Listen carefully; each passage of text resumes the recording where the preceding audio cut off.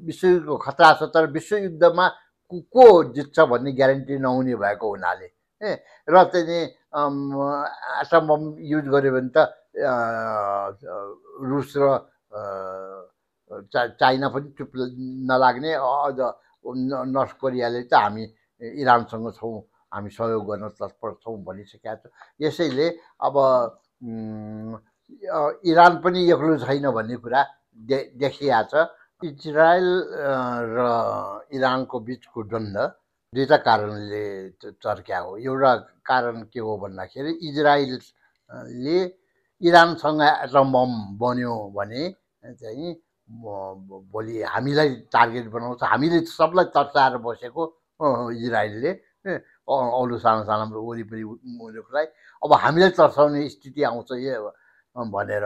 अनि अर्को उसँग कुराकानी थालेको थियो यो अमेरिकाले इरानको नेतासँग, तिमीहरूले युरेनियम शान्तिपूर्ण बिजुली निकाल्नलाई मात्र गर, पावर निकाल्नलाई, तर चाहिँ नि बम बनाउनेतर्फ नजाओस्, त्यो ग्यारेन्टी गर भनेर उसलाई चाहिँ नि खसी पारेर राख्ने इरानलाई। त्यो अमेरिकाको अब त्यसमा चाहिँ नि अब त्यसमा सहमति गराउनलाई, प्रेसर बिल्डअप गर्नलाई इजरायललाई उचालेर त्यहाँ आक्रमण गराएको हो।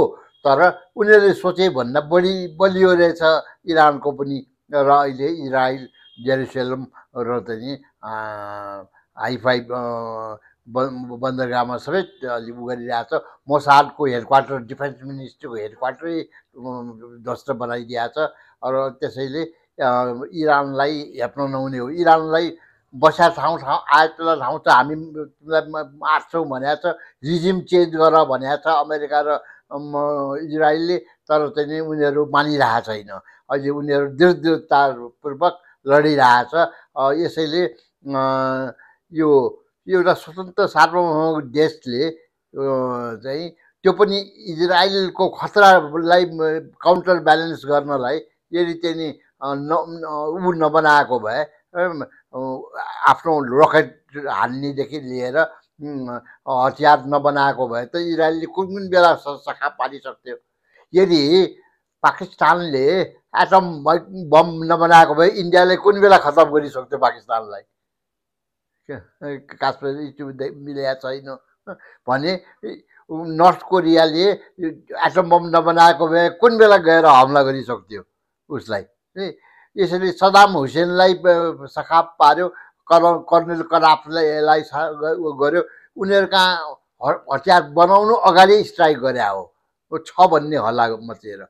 यसैले आफूले हस्तक्षेप गर्नको लागि यो हावा बचाउने रहेछ, उनीहरूले बनायो हतियार एटमिक भनेर। अनि अमेरिकाले एटम बम बनाउनु हुने, स्टक राख्नु हुने, अरूलाई पनि सप्लाई गर्नु हुने चाहिँ अरू स्वतन्त्र देशले किन नहुने। पूर्व राजदूत हिरण्यलाल श्रेष्ठ सरलाई हाम्रो कार्यक्रममा स्वागत छ। नमस्कार, धन्यवाद। सरले अहिले इरान इजरायलको जो द्वन्द्व चर्किरहेको छ नि, यसलाई कस्तो रूपमा हेरिराख्नु भएको छ? इजरायल र इरानको बिचको द्वन्द्व दुईटा कारणले चर्क्या हो। एउटा कारण के हो भन्दाखेरि इजरायलले इरानसँग एटम बम बन्यो भने चाहिँ भोलि हामीलाई टार्गेट बनाउँछ। हामीले सबलाई तर्साएर बसेको इजरायलले अरू सानो सानो वरिपरि मुलुकलाई अब हामीलाई तर्साउने स्थिति आउँछ भनेर। अनि अर्को उसँग कुराकानी थालेको थियो यो अमेरिकाले इरानको नेतासँग, तिमीहरूले युरेनियम शान्तिपूर्ण बिजुली निकाल्नलाई मात्र गर, पावर निकाल्नलाई, तर चाहिँ नि बम बनाउनेतर्फ नजाओस्, त्यो ग्यारेन्टी गर भनेर उसलाई चाहिँ नि खसी पारेर राख्ने इरानलाई। त्यो अमेरिकाको अब त्यसमा चाहिँ नि अब त्यसमा सहमति गराउनलाई, प्रेसर बिल्डअप गर्नलाई इजरायललाई उचालेर त्यहाँ आक्रमण गराएको हो। तर उनीहरूले सोचे भन्दा बढी बलियो रहेछ इरानको पनि। र अहिले इजरायल जेरुसलेम र चाहिँ हाइफाई बन्दरगाहमा सबै उ गरिरहेछ। मोसादको हेडक्वार्टर, डिफेन्स मिनिस्ट्रीको हेडक्वार्टरै ध्वस्त बनाइदिएको छ। र त्यसैले इरानलाई हेप्न नहुने हो। इरानलाई बस्या ठाउँ आएतला ठाउँ छ, हामी तिमीलाई मार्छौँ भनेको छ, रिजिम चेन्ज गर भनेको छ अमेरिका र इजरायलले। तर चाहिँ नि उनीहरू मानिरहेको छैन। अहिले उनीहरू दृढतापूर्वक लडिरहेछ। यसैले यो एउटा स्वतन्त्र सार्वभौमिक देशले चाहिँ त्यो पनि इजरायलको खतरालाई काउन्टर ब्यालेन्स गर्नलाई यदि चाहिँ नि ऊ नबनाएको भए, आफ्नो रकेट हान्नेदेखि लिएर हतियार नबनाएको भए त इजरायलले कुन बेला सखा पारिसक्थ्यो। यदि पाकिस्तानले एटम बम नबनाएको भए इन्डियाले कुन बेला खतम गरिसक्थ्यो पाकिस्तानलाई।